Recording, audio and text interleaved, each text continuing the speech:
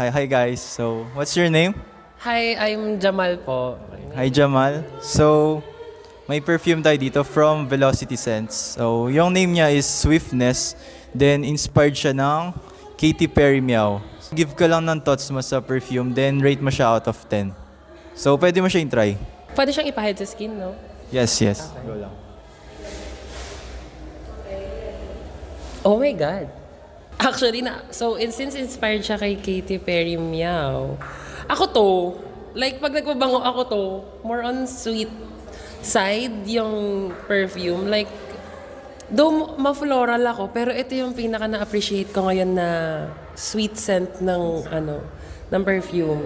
Actually, ang close niya kay sa original. So, kung i-rate ko siya ng 10 out of 10, hindi ko pa alam kung ano yung dry down niya. So, parang ayun, nakukuha yung powdery scent niya somehow. Medyo. 9. 9 out of 10. In fairness kasi ang close niya sa original Hala, parang gusto ko na nito. Akin na lang. Sige lang. Ang Go lang. bango. Pero ang bango niya. Promise. So, yun lang guys. Thank you Jamal. Yes. Ang bango niya, guys. So legit.